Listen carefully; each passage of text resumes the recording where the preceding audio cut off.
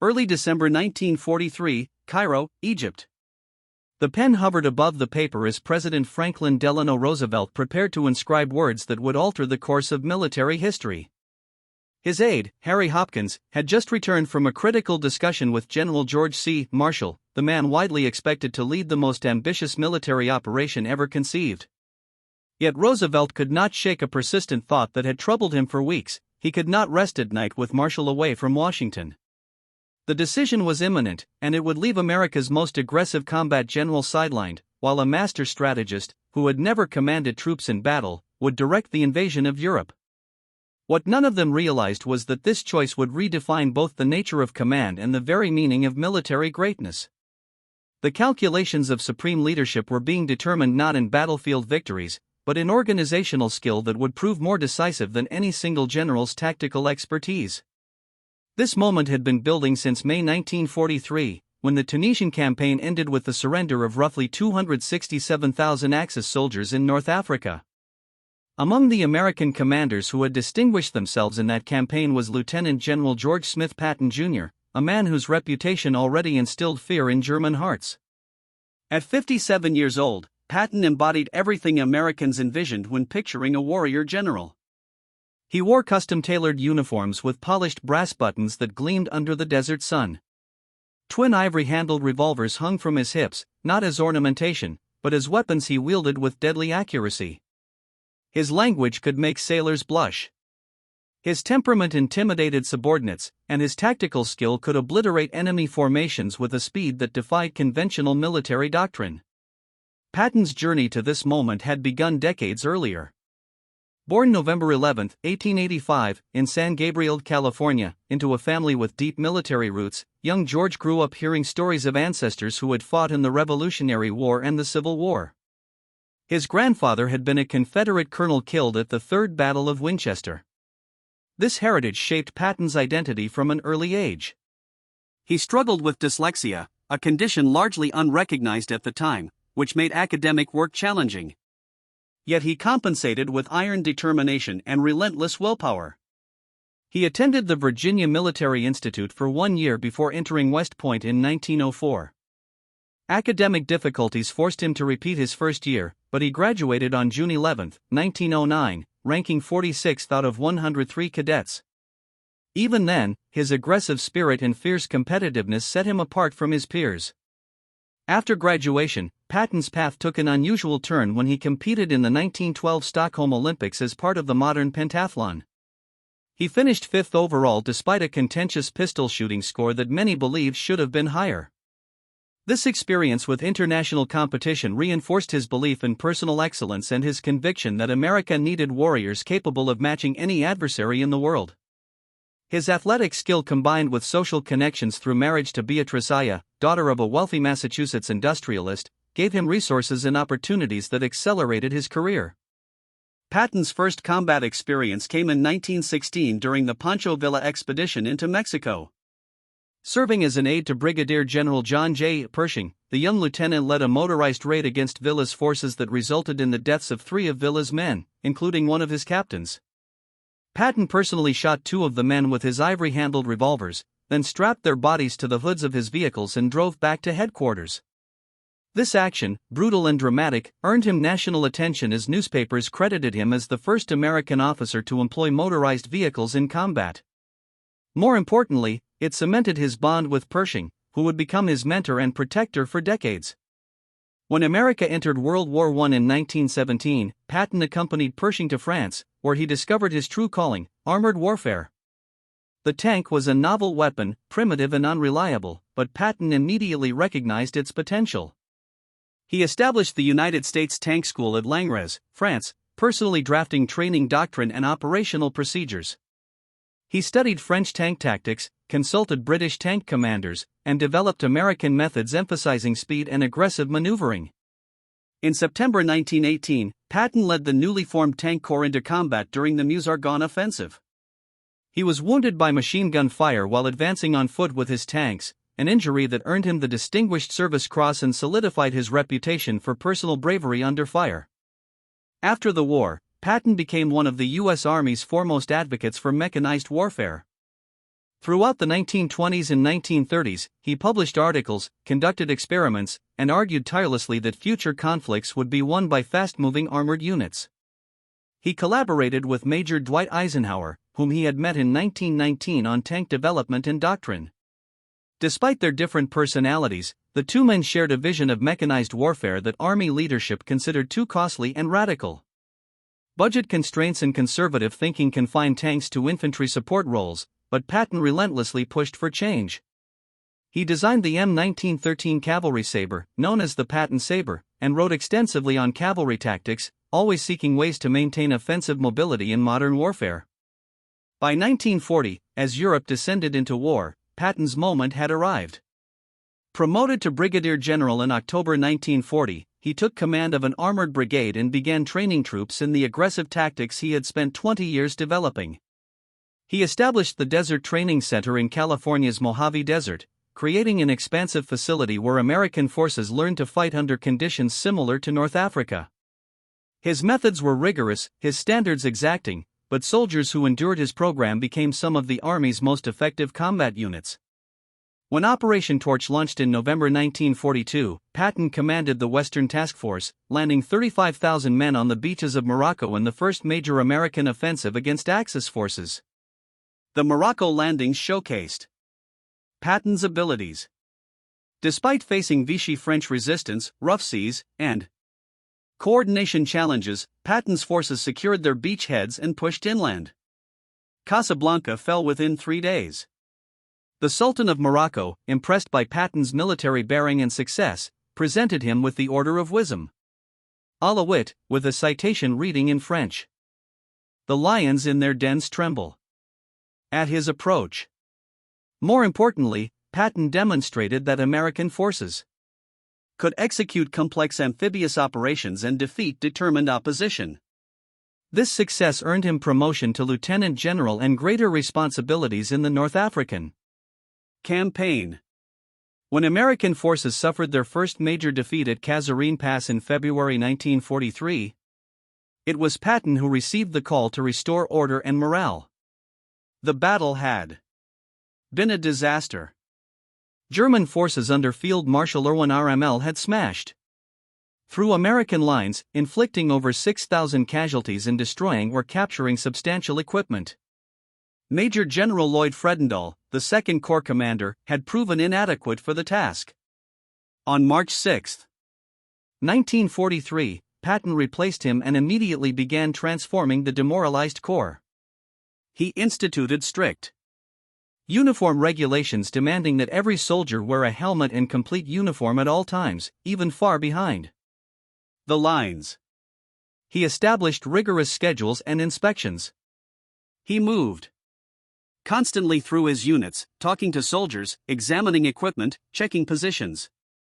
He demanded aggressive patrolling and offensive action, even when on the defensive. Within days, the change was visible. Soldiers stood straighter, responded crisper, fought harder. Patton brought Major General Omar Bradley as his deputy commander, recognizing Bradley's steady competence as the perfect complement to his own flamboyant aggression. Together, they rebuilt 2nd Corps into an effective fighting force. When American forces next engaged the Germans at Elluwer in late March 1943, they held their ground and counterattacked successfully. Patton had proven that American soldiers could match German veterans if properly trained, disciplined, and led. This success validated his methods and established him as one of America's most effective combat commanders.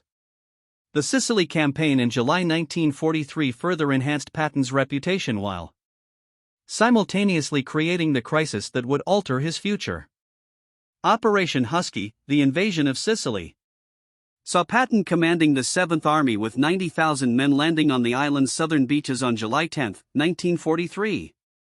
His mission was ostensibly to protect the left flank of British General Bernard Montgomery's 8th Army as it drove north toward Messina. But Patton had no intention of playing second fiddle to the British.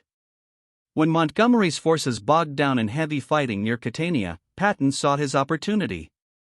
Patton launched a lightning campaign westward across Sicily, capturing Como on July 22 in a rapid advance that stunned friend and foe alike. Then he turned his army eastward, racing along Sicily's northern coast toward Messina in direct competition with Montgomery. The race became personal, with both generals driving their forces hard to reach the strategic port first. Patton 1. Arriving in Messina on August 17, 1943, beating Montgomery by several hours. The victory was militarily questionable, as many argued Patton had chased glory instead of trapping German forces, but it established his reputation as a bold, aggressive commander who achieved objectives others thought impossible. Sicily fell in 38 days with Allied casualties totaling approximately 24,850. The campaign knocked Italy out of the war and opened the Mediterranean for Allied shipping. But amid this triumph came the incidents that would overshadow Patton's military achievements and fundamentally alter his career trajectory. On August 3, 1943, Patton visited the 15th Evacuation Hospital near Nicosia. Walking through the wards, he encountered Private Charles H. Kull, a 26-year-old soldier from Indiana who had been hospitalized for what doctors diagnosed as battle fatigue or combat exhaustion. The soldier showed no visible wounds. Patton, who believed such conditions represented cowardice, demanded to know what was wrong with the man. When told the soldier was nervous and could not take the shelling, Patton exploded. He slapped Kull across the face with his gloves, called him a coward, and ordered him back to the front immediately. Medical personnel were shocked, but the incident was reported through medical channels and temporarily contained. 7 days later, on August 10, Patton visited the 93rd Evacuation Hospital. There he encountered 21-year-old Private Paul G. Bennett, another soldier diagnosed with battle fatigue. Bennett had served effectively in combat for 4 years, but had reached his breaking point. When Patton asked what the trouble was, and Bennett replied, he guessed he could not take it. Patton's rage exceeded even his first outburst. He slapped Bennett twice. Once so hard that the soldier's helmet liner flew off. Then Patton drew one of his ivory-handled revolvers, waved it at Bennett's head, and threatened to shoot him right there for cowardice. He called Bennett a coward repeatedly, then ordered medical personnel to return the soldier to the front or file charges against him. The doctors and nurses present were horrified, with several submitting reports detailing the general's actions. These reports reached Lieutenant General Omar Bradley, now commanding 2nd Corps, who locked them in his safe out of loyalty to his former commander. But separate reports went through medical channels to the Surgeon General's office, eventually reaching General Dwight Eisenhower on August 16. Eisenhower faced an agonizing decision. Patton was arguably the Allies' most effective combat general, a man whose tactical abilities and aggressive spirit were considered essential for future operations. But he had assaulted subordinates, threatened to execute a soldier, and violated both military law and basic human decency. The incidents revealed a character flaw, an inability to control his temper that raised serious questions about his fitness for high command. Eisenhower chose a middle path. He sent Patton a scorching letter dated August 17, stating that while firm measures were sometimes necessary, this does not excuse brutality, abuse of the sick, nor exhibition of uncontrollable temper in front of subordinates. Eisenhower ordered Patton to apologize personally to both soldiers, to the medical personnel who witnessed the incidents, and to every division in his army. Patton complied, though the apologies were painful and humiliating. He visited each division, admitted his actions were wrong, and asked for understanding. Many soldiers respected his willingness to admit error. Others lost faith in him. But the incidents remained secret outside military channels until November 21, 1943, when radio broadcaster Drew Pearson revealed the slapping incidents to the American public. The reaction was explosive and divided. Some Americans supported Patton, arguing that war required hard commanders who did not tolerate weakness. Others were appalled, viewing the slappings as evidence of brutality and unfitness for command. Members of Congress demanded explanations. Secretary of War Henry Stimson and Army Chief of Staff George Marshall came under intense pressure to either defend Patton or remove him from command entirely.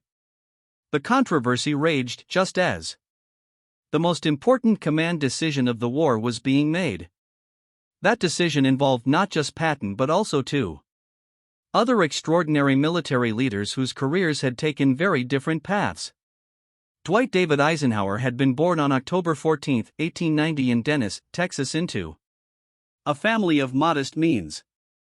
His father worked as a mechanic at a creary and young Dwight grew up in Abilene, Kansas in circumstances far humbler than Patton's privileged upbringing. Eisenhower attended West Point not from military passion, but because it offered a free college education. He graduated on June 12, 1915, ranking 61st in a class of 164 cadets.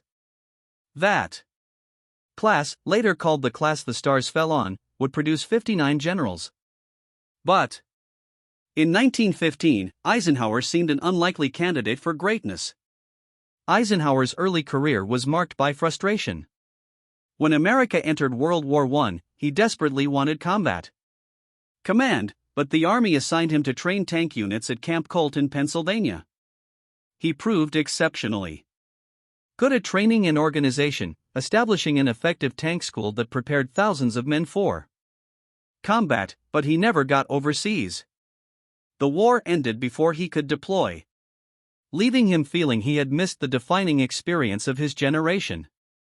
After the war, he reverted to his permanent rank of captain, then was promoted to major, but advancement seemed glacially slow.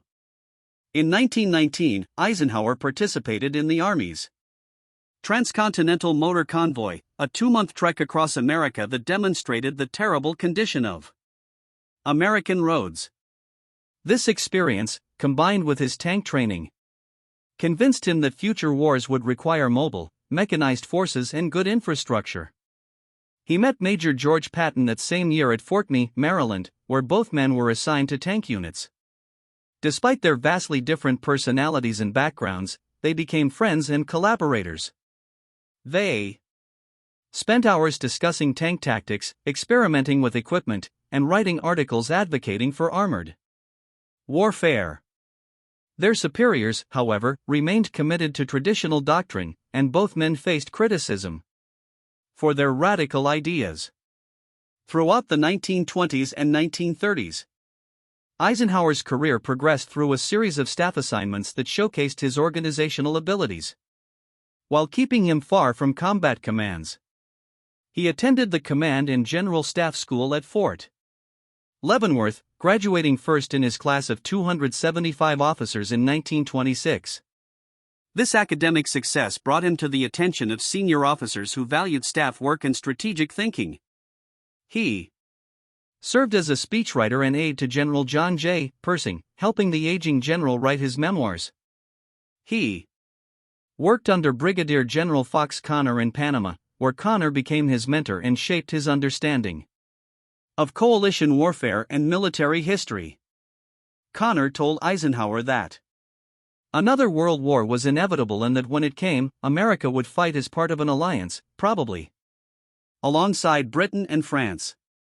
In 1933, Eisenhower became an aide to General Douglas MacArthur, then Army Chief of Staff. The relationship was difficult. MacArthur was imperious, brilliant, and convinced of his own genius. Eisenhower, more modest and practical, often found himself smoothing over conflicts MacArthur created with Congress and the Roosevelt administration.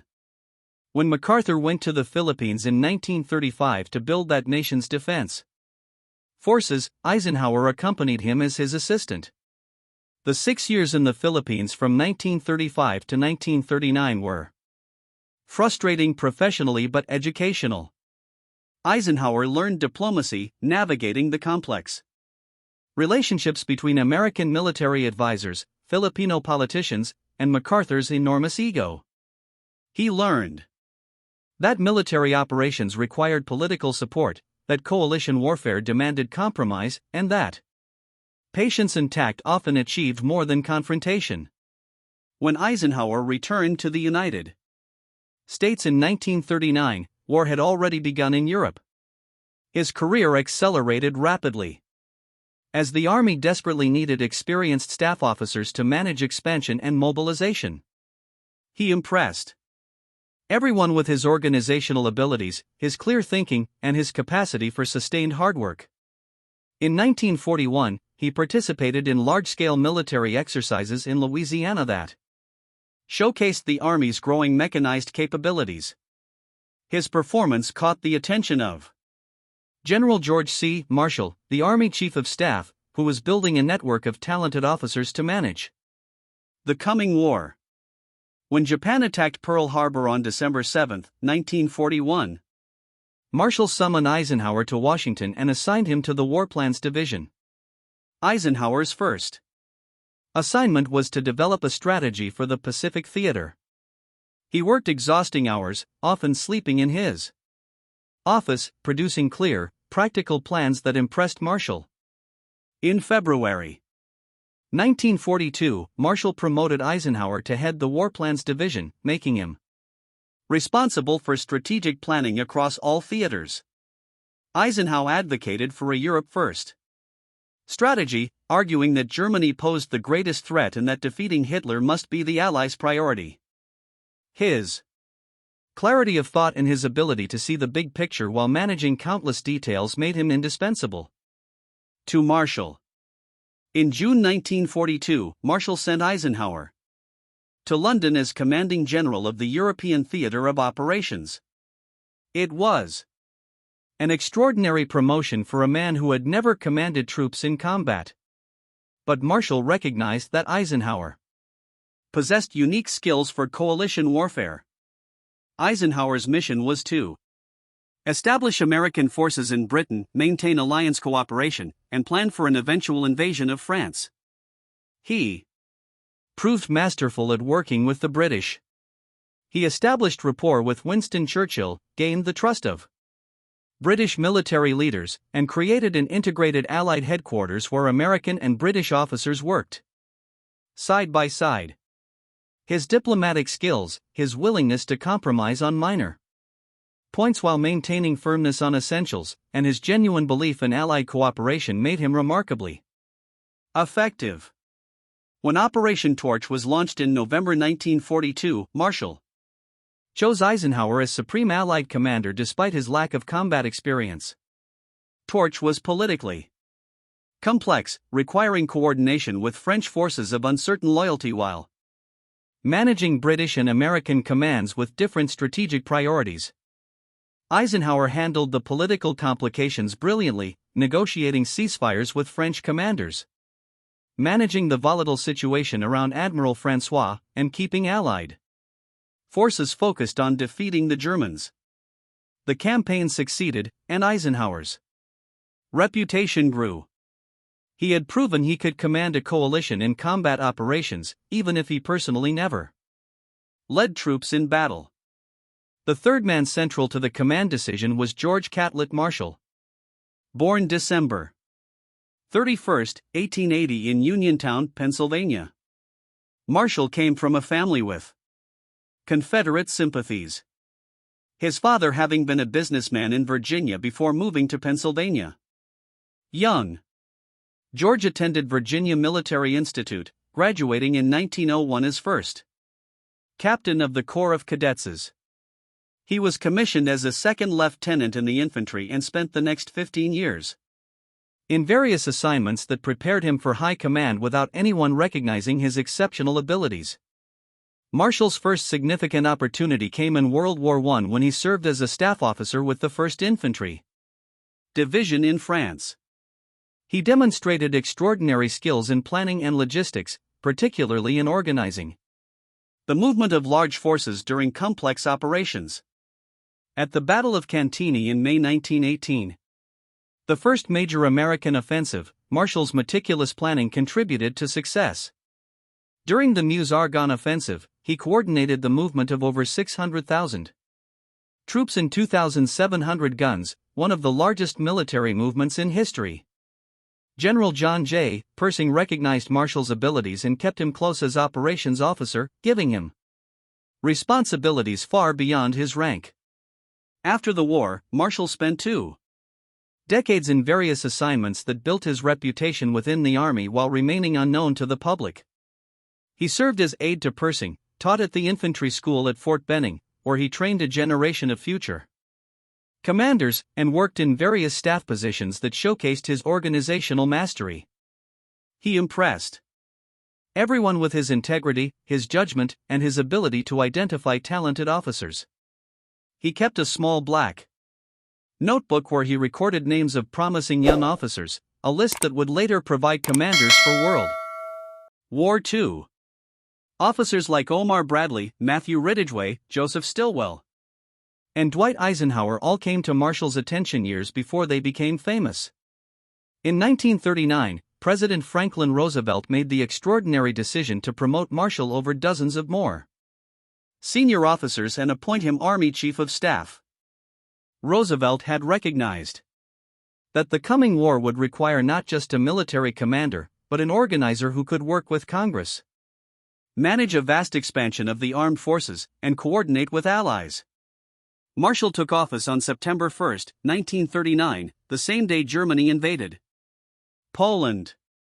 The timing was providential. America's army at that moment numbered approximately 174,000 men, ranking 17th in the world, smaller than Belgium's army. The forces were poorly equipped, inadequately trained, and organized for a war that no longer existed. Marshall transformed the American military over the next 6 years through a combination of political skill, organizational genius, and iron determination. He cultivated relationships with Congress, testifying frequently and honestly about military needs. He won massive appropriations for expansion, equipment, and training. He established new training centers across the country, created new divisions, and oversaw the induction and training of millions of men. He promoted talented officers rapidly, bypassing seniority when necessary to put the right commanders in the right positions.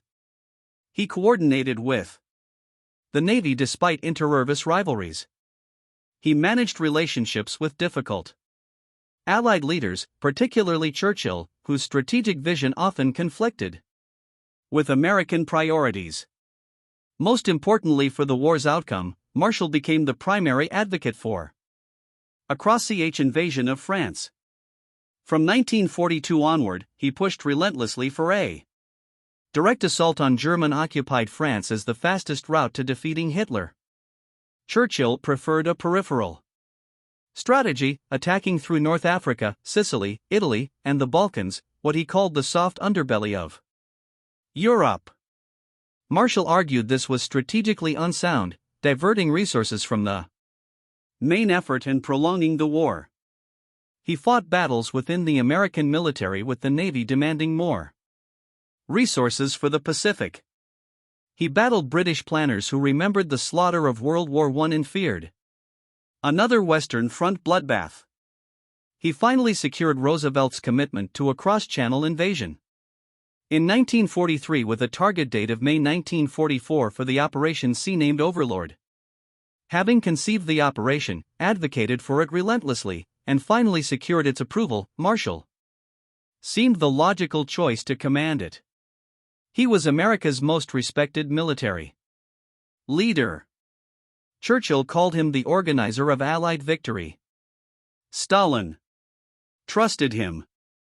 Roosevelt relied on him absolutely.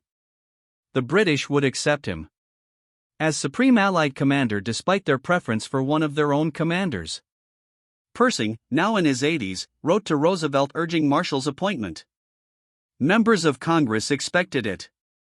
Military historians assumed it. Marshall himself, however, never campaigned for the position.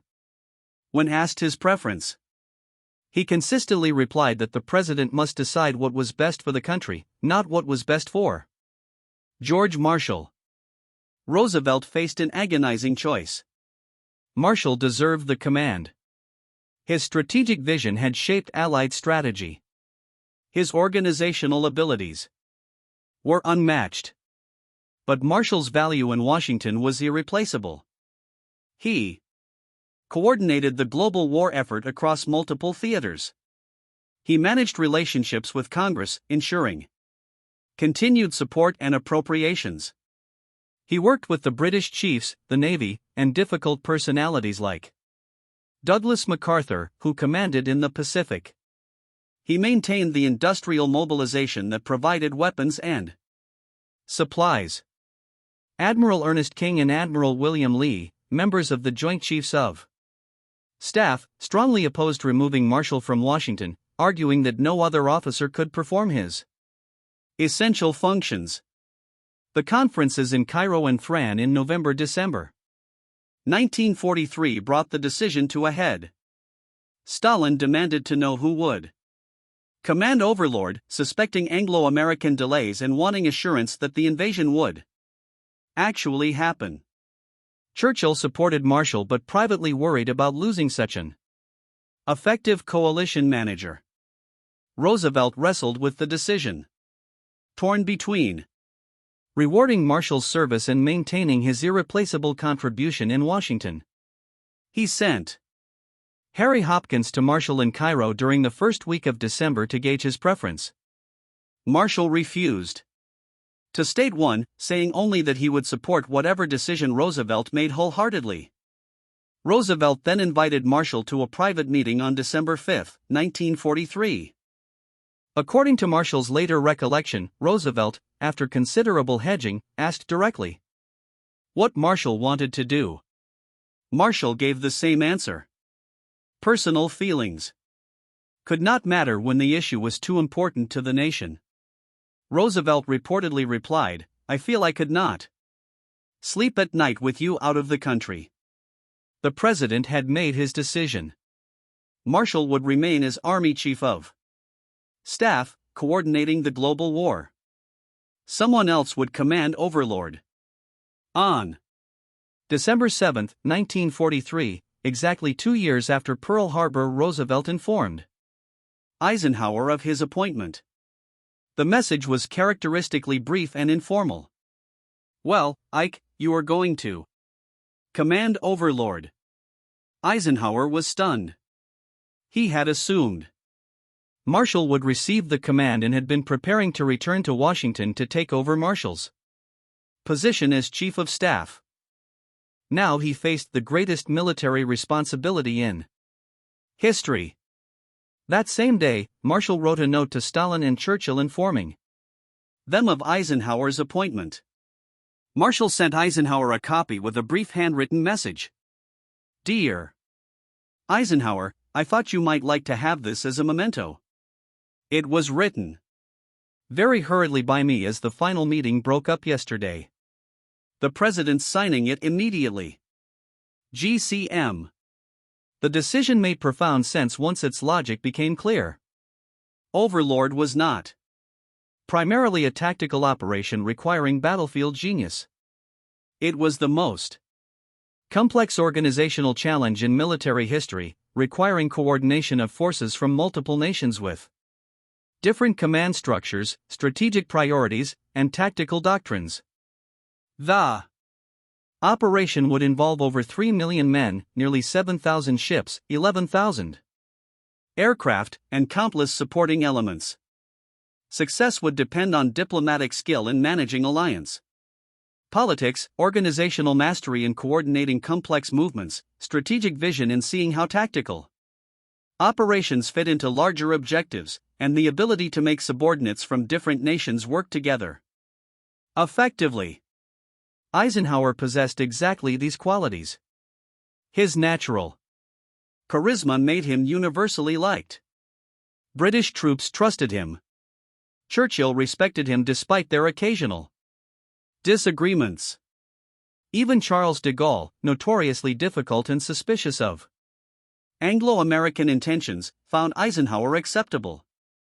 Eisenhower's strategic thinking encompassed not just military operations, but political consequences, economic factors, civil affairs, and public opinion. He understood that modern war was as much political as military.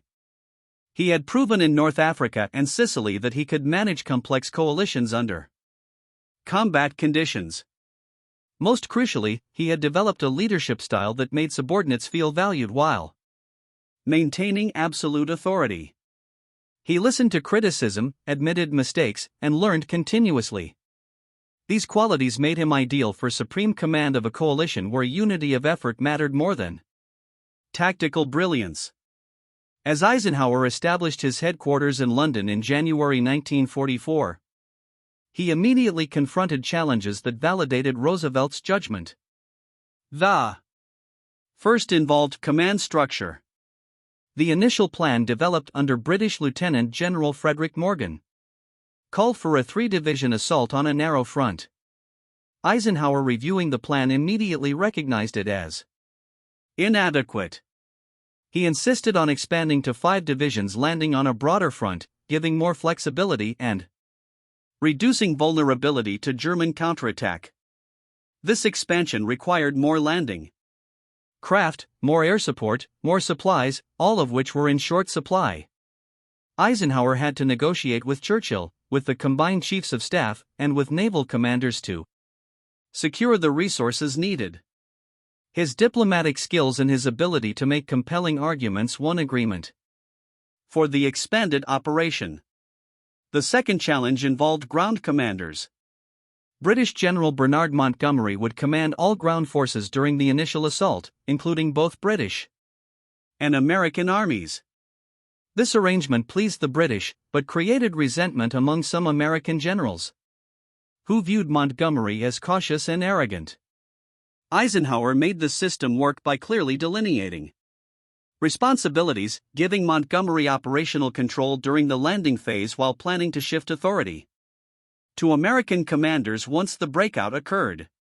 He managed Montgomery's difficult personality, deflected criticism, and kept the coalition functioning effectively.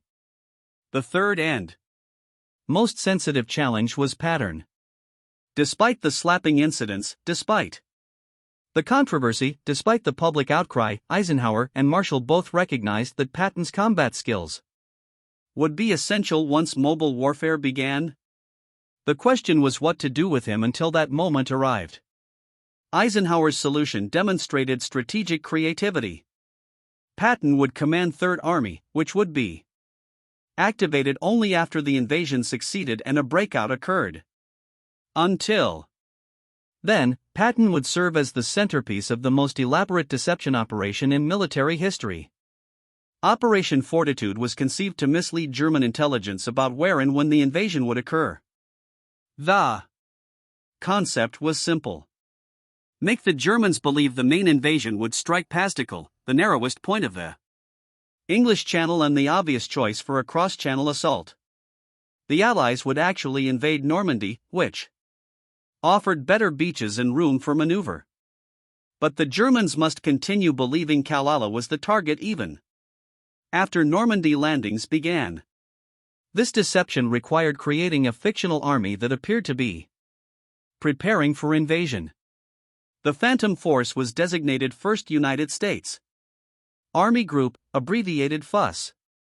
It existed only on paper, in fake radio transmissions, in dummy equipment positioned around Dover in southeastern England, and in reports from German spies who were actually British double agents. But FUS AG needed a commander whose appointment would seem logical and whose reputation would make the threat credible. There was only one choice. Patton, sidelined by controversy but recognized by Germans as the Allies' most dangerous combat commander, became Fuseg's commander in early 1944. The Germans accepted this completely. Their intelligence services, the EB and the SD, devoted enormous resources to tracking FUS. They photographed dummy landing craft built from scaffolding tubes and canvas. They intercepted radio transmissions from mobile units simulating 11 non-existent divisions. They received reports from agents who were actually under British control through the double-cross system. Most convincingly, they saw Patton touring installations, giving speeches, meeting with subordinate commanders. Every bit of intelligence confirmed that Patton commanded a massive force preparing to strike Killala. German commanders believed the deception because it made strategic sense. Killala offered the shortest sea crossing, only 20 m compared to Normandy's 100 miles. Kala provided the most direct route to Germany and the vital Ruhr industrial region. Most importantly, they knew Patton was the Allies' best tactical commander. German Field Marshal Geir von Rundstedt, when later asked about Allied commanders, stated that Patton was your best. Erwin Rommel had studied Patton's tactics in North Africa. Hitler reportedly called him that crazy cowboy general, a mixture of dismissal and grudging respect. German logic dictated that the Allies would use their best combat commander for the main invasion, not a secondary operation. Therefore, wherever Patton was, the main invasion would come. The deception included one particularly audacious element. General Hans Kramer, who had commanded a panzer division in North Africa before capture in May 1943, was being repatriated due to poor health. Before his departure in May 1944, British intelligence arranged for him to dine with Patton. Throughout the evening, Patton, presented as FUSAAG commander, mentioned Kala and invasion preparations. Afterward, Kramer was driven through southern England, passing enormous troop concentrations. Road signs indicated he was in southeastern England near Dover. In reality, he was in southwestern England seeing actual overlord preparations, but the deception was perfect. When Kramer reached neutral Sweden and reported to German intelligence, he confirmed everything the Germans already believed. Patton commanded a huge force preparing to invade at Kala. While Patton played his role as decoy, Eisenhower worked exhausting days preparing the actual invasion. He moved his operational headquarters to Telegraph Cottage outside London, where he could focus without constant interruptions. He personally visited every division scheduled to participate in the assault, speaking to soldiers, projecting confidence, building trust. By June 1944, he had visited all American, British, and Canadian assault units, often spending hours talking with men who would carry out his orders. Soldiers responded to his genuine warmth and obvious concern for their welfare. They saw not a distant commander, but a leader who understood what he was asking them to do. Eisenhower also made the hardest decisions a commander faces. He approved the airborne assault despite predictions of 70% casualties for paratroops dropping behind enemy lines.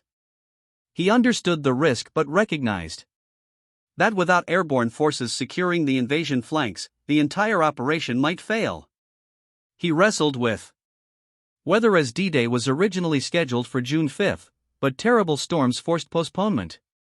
His meteorologists predicted a brief improvement on June 6, followed by more bad weather. If the invasion did not go on the 6th, it would need to wait 2 weeks for proper tides and moon phases, or possibly until July. The delay would compromise security and give Germans more time to strengthen defenses. Eisenhower made the call, go on June 6. He later wrote that it was the loneliest decision of his life.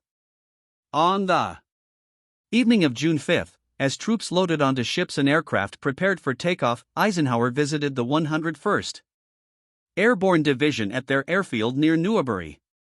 These paratroopers would drop into Normandy hours before dawn, securing bridges and road junctions. Their casualties were expected to be severe. Eisenhower walked among them, talking quietly, joking about fishing, asking about hometowns. A photographer captured an iconic image. Eisenhower speaking with Lieutenant Wallace Strobel, whose face showed the tension all soldiers felt. After the visit, Eisenhower returned to headquarters and wrote a message accepting full responsibility if the invasion failed. He carried it in his pocket, ready to release it if needed. The message read, "Our landings have failed, and I have withdrawn the troops. My decision to attack at this time and place was based upon the best information available. The troops, the air, and the navy did all that bravery and devotion to duty could do. If any blame or fault attaches to the attempt, it is mine alone." June 6, 1944, dawned with clearing skies over the English Channel. At 6:30 in the morning, American, British, and Canadian soldiers stormed 5 beaches across 50 miles of Normandy coastline. The assault involved nearly 7,000 vessels, including warships, landing craft, transports, and support ships. Over 11,000 aircraft provided air support. By day's end, approximately 156,000 Allied soldiers had landed in France. Casualties totaled roughly 10,000, with Omaha Beach accounting for most American losses, where fierce German resistance nearly threw attackers back into the sea. But the invasion succeeded. By midnight, Allied forces held their beachheads. The liberation of Western Europe had begun. Eisenhower's careful planning and diplomatic skills had produced success. The expanded assault front prevented German forces from concentrating against a single point. The airborne drops, despite heavy casualties and scattered deployment, confused German commanders and delayed reinforcements. Naval gunfire provided crucial support to struggling infantry. Air superiority prevented German aircraft from attacking vulnerable ships and troops. Most critically, the deception worked perfectly.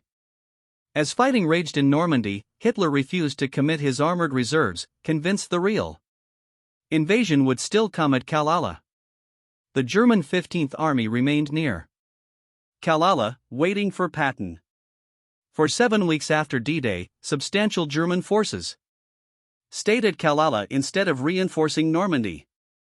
British double agents, particularly one Pujol Garcia, coden named Garbo, continued sending messages through German intelligence networks describing Fuseg's preparations and explaining why the Kalaala invasion was delayed. Hitler believed these reports. He kept armored divisions that might have crushed the Normandy beachhead, waiting for an invasion that would never come. The Allies had hoped the deception might buy them 2 weeks. It bought them 7. Every German division at Kalaala was one fewer in Normandy, a strategic advantage worth dozens of tactical victories. Patton learned of the Normandy invasion like everyone else by listening to BBC radio on the morning of June 6. He was devastated. Despite understanding his role in the deception, despite knowing his importance to the plan, he felt he was missing the greatest military operation in history. He wrote to his wife, Beatrice, "It is hell to be on the sidelines and see all the glory eluding me, but I guess there will be enough for all." To his son, George, at West Point, he wrote, "This group of unconquerable heroes whom I command are not in yet, but we will be soon. I wish I was there now, as it is a lovely, sunny day for a battle, and I am fed up with just sitting." But Patton's absence was his greatest contribution. His reputation alone, his role as phantom commander of a fictional army, tied down German reserves and convinced Hitler that Normandy was a diversion. It was history's greatest irony. Patton achieved his most strategically important victory in a battle where he played no active role. His mere reputation, exploited brilliantly by Allied intelligence and Eisenhower's strategic vision, accomplished more than any tactical maneuver. On August 1, 1944, after 2 months of fierce fighting in Normandy, Patton's Third Army officially became operational. The moment he had waited for had arrived. Operation Cobra, launched on July 25, had finally broken German defensive lines west of St. Lo. Through that breach poured Patton's armored divisions in a campaign of speed and aggression that stunned the German high command. Patton employed tactics he had spent decades developing. His forces moved faster than German commanders thought possible, appearing in unexpected places, surrounding enemy units before they could react. The Third Army's advance across France became legendary. Patton's forces raced west into Brittany, then wheeled east toward Paris, then turned northeast toward the German border. By August 25, American troops were entering Paris. By month's end, Third Army had liberated most of Brittany, closed the Files Gap, trapping German forces, and captured dozens of towns and thousands of prisoners. Patton's armored divisions advanced so rapidly that airborne units complained he kept overrunning their planned drop zones. In 30 days, Third Army covered ground that planners had estimated would require 6 months. The advance finally halted at the end of August when supply lines simply could not keep up. Gasoline consumption exceeded delivery capacity by enormous margins. Eisenhower faced a strategic choice. He could concentrate all available fuel and supplies on Patton, letting Third Army drive deep into Germany while other forces marked time. Or he could distribute resources across a broad front, allowing all Allied armies to advance steadily, but preventing any single deep penetration. Eisenhower chose the broad front strategy, believing it safer and more likely to achieve lasting success. Patton was furious, convinced he could have reached Berlin by Christmas if given supplies. The debate over broad front versus narrow thrust would continue for decades. But Eisenhower's decision reflected his strategic responsibility for the entire campaign, not just a single army's success.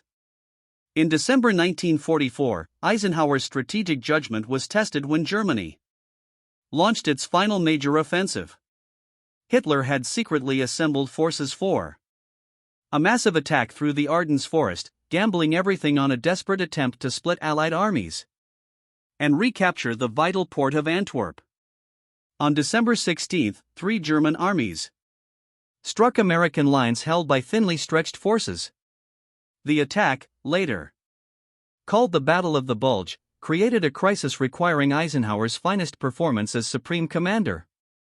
Within hours, Eisenhower was organizing the Allied response. He recognized immediately that the German attack, while dangerous, represented an opportunity if handled correctly.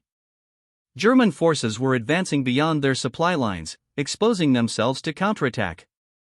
Eisenhower rushed reinforcements to threatened sectors, gave ground where necessary to preserve forces, and coordinated American, British, and French units to contain the penetration.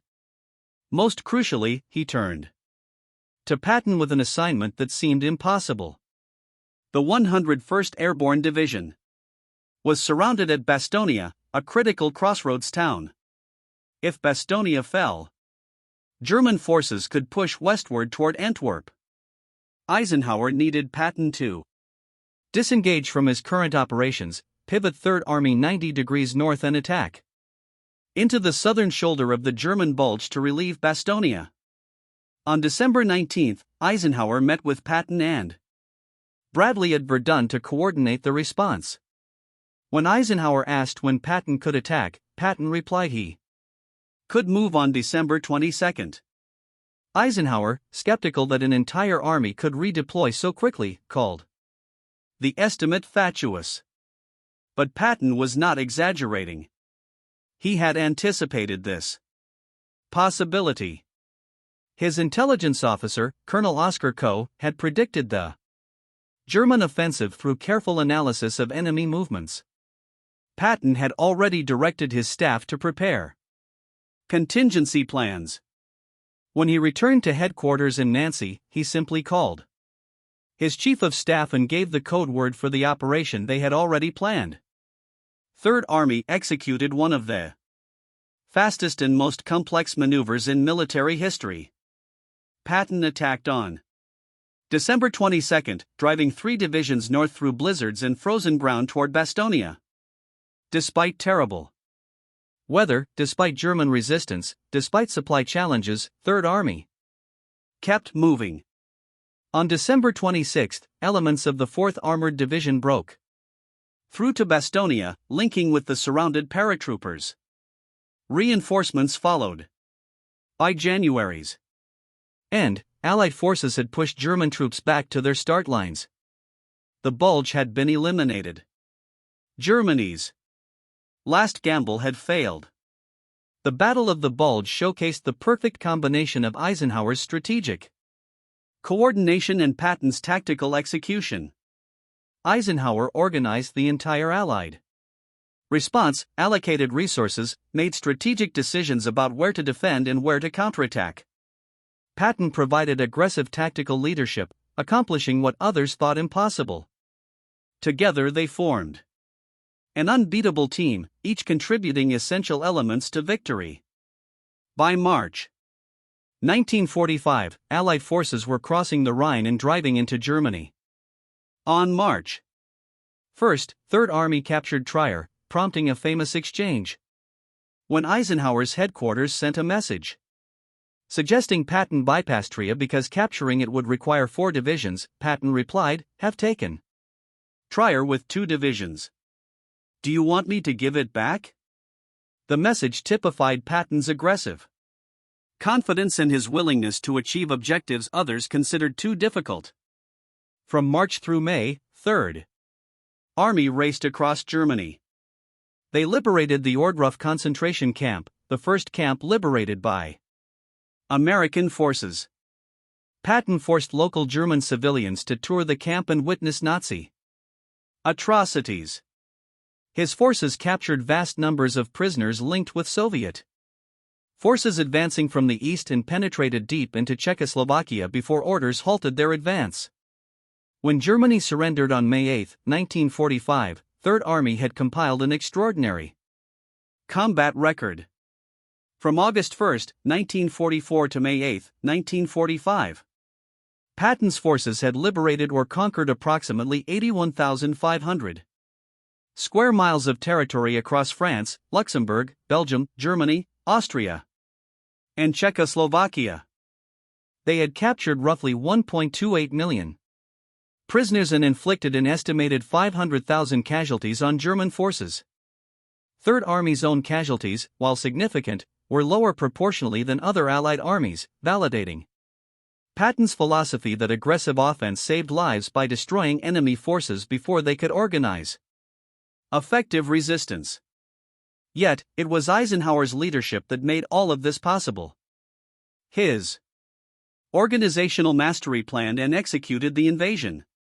His diplomatic skills held the fractious coalition together through countless crises. His strategic vision guided operations from Normandy to the Ella River. His ability to manage difficult personalities, from Montgomery's arrogance to de Gaulle's prickly nationalism to Patton's impulsiveness, prevented conflicts that might have crippled the alliance.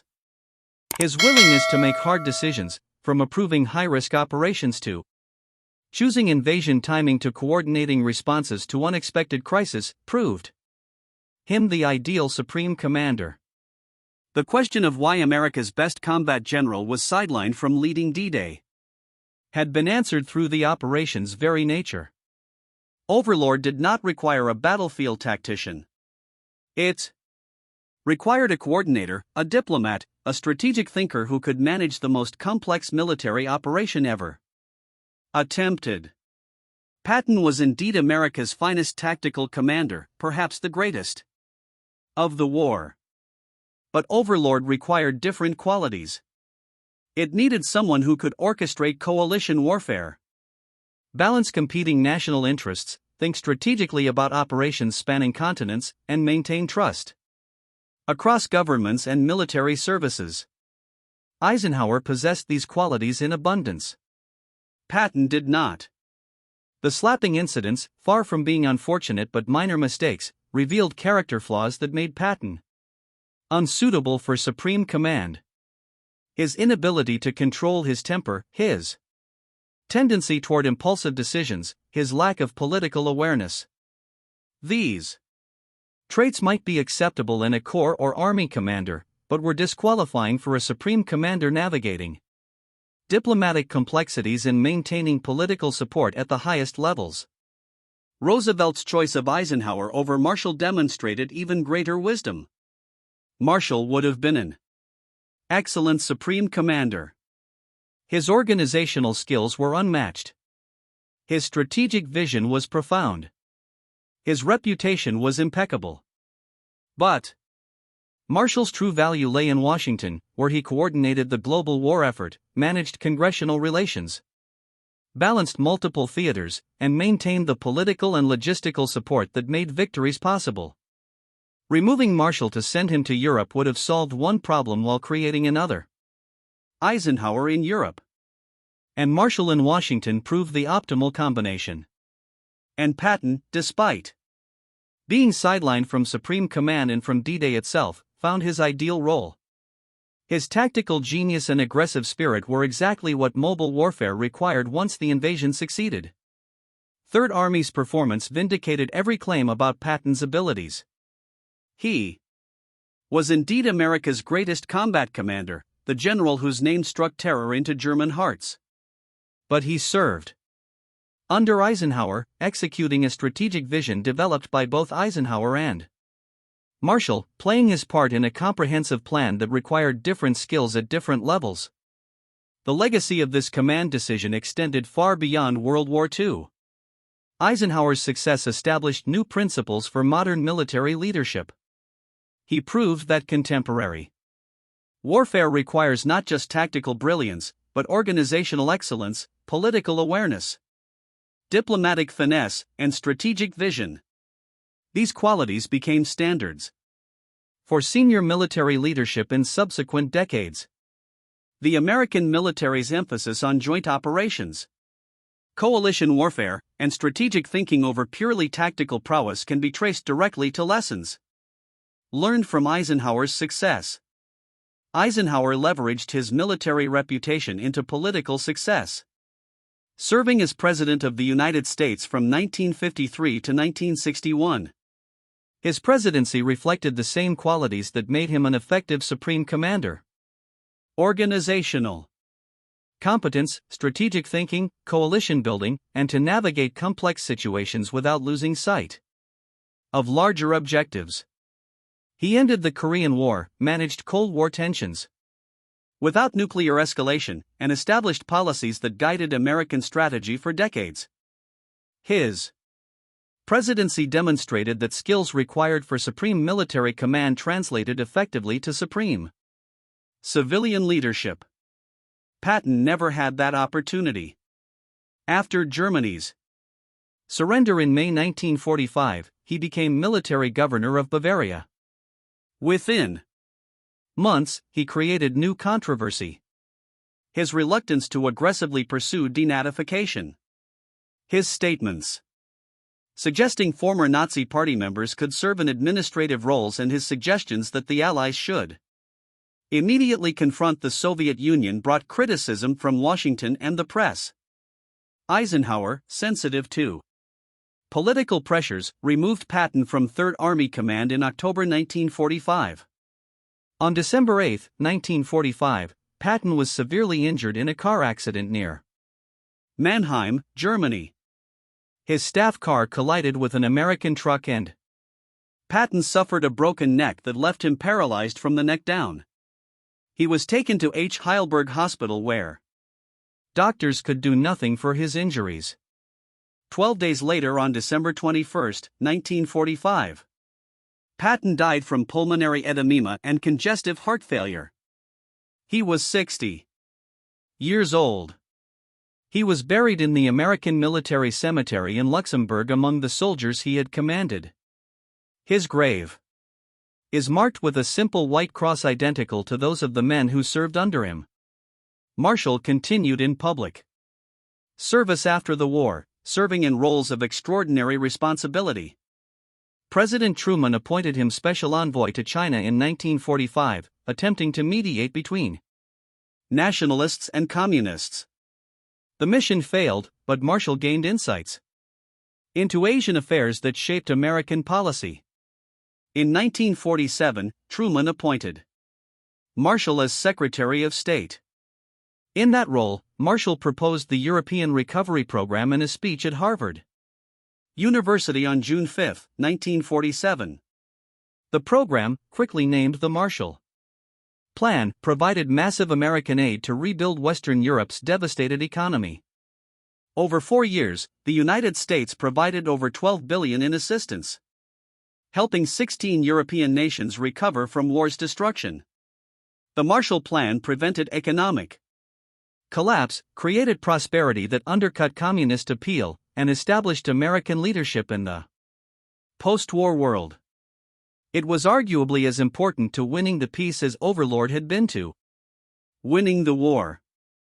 Marshall served briefly as Secretary of Defense during the Korean War, then retired in 1951. In 1953, he was awarded the Nobel Peace Prize for the Marshall Plan, becoming the only professional soldier ever to receive that honor. He died on October 16, 1959 at age 78 at Walter Reed Army Medical Center in Washington. He was buried at Arlington National Cemetery with full military honors. President Truman attended the funeral and later said Marshall was the greatest living American. The relationship between these three extraordinary leaders, Eisenhower, Marshall, and Patton, defined Allied victory in World War II. Each contributed essential elements that complemented the others. Marshall provided strategic framework and global coordination from Washington. Eisenhower provided organizational execution and coalition management in Europe. Patton provided tactical excellence and offensive capability at the Army level. No single one could have achieved victory alone. Together, with each serving where his unique talents had maximum effect, they formed an unbeatable combination. Roosevelt's wisdom in recognizing what role each should play proved decisive. The decision to sideline America's best combat general from leading D-Day was correct by every measure. D-Day succeeded through flawless organizational execution, not tactical genius. The invasion required coordinating millions of details across multiple services and nations. It required diplomatic skill to manage coalition tensions. It required strategic vision to integrate the invasion into the broader war effort. It required patience to wait for ideal conditions and courage to proceed when conditions were merely adequate. These were Eisenhower's strengths. Patton's strengths emerged later when breakthrough enabled mobile warfare where aggressive tactics determined outcomes. Using Patton as a deception before D-Day and as a combat commander afterward demonstrated perfect understanding of how to employ each general where his abilities would have maximum impact. The mathematics of Allied victory were calculated not in terms of who was the best fighter but who was the best coordinator. Not who could win battles but who could manage the complex enterprise of coalition warfare. Not who struck fear into enemy hearts, but who maintained trust among fractious allies. By these measures, Eisenhower was the only choice for supreme command. Patton was indispensable as a tactical commander. Marshall was indispensable as strategic coordinator, but for the specific challenge of planning and executing D-Day, then managing the campaign from Normandy to Berlin, Eisenhower possessed precisely the right combination of skills. In choosing Eisenhower over both Marshall and Patton, Roosevelt demonstrated strategic thinking that characterized his wartime leadership. He understood that military organizations, like all complex human enterprises, required different capabilities at different levels. Qualities making an outstanding company commander differ from those needed at division level. Qualities making an excellent corps commander differ from those required at army level, and qualities needed for supreme command are different still. Roosevelt recognized that Overlord required supreme organizational and diplomatic capabilities more than supreme tactical abilities. He chose accordingly. The result was the liberation of Western Europe and the defeat of Nazi Germany. On June 6, 1944, when Allied soldiers stormed Normandy beaches, they did so under a command structure that perfectly matched capabilities to requirements.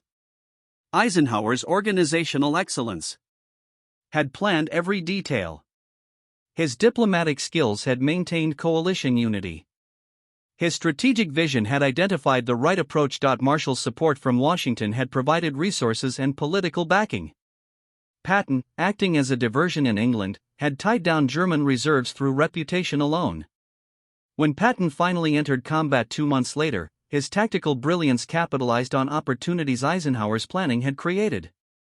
The most significant military operation in history succeeded because Roosevelt made the right command decision. America's premier combat general was sidelined from D-Day, not due to any shortcoming, but because the mission demanded a different kind of excellence. In selecting Eisenhower over Patton for supreme command, Roosevelt understood that winning modern wars required matching the appropriate skills to specific challenges. Patton earned his renown in the breakout across France, the relief of Bastogne, and the push through Germany. Yet D-Day belonged to Eisenhower, whose organizational expertise, diplomatic acumen, and strategic foresight enabled the 20th century's greatest military achievement. The choice to sideline Patton was not a rejection but an acknowledgement that supreme command required different abilities, talents Eisenhower possessed in exceptional measure. Both men, serving where their unique strengths had maximum impact, contributed decisively to Allied victory. The wisdom of Roosevelt's decision was validated by the results: Europe's liberation, the defeat of Nazi tyranny, and the establishment of a democratic peace that has endured for 8 decades. That legacy stands as a testament to the principle that exceptional leadership demands not only courage and tactical skill, but also the discernment to place the right person in the right position at the right time. Roosevelt possessed that discernment. His decision to sideline Patton from leading D-Day while entrusting supreme command to Eisenhower changed military history and shaped the modern world.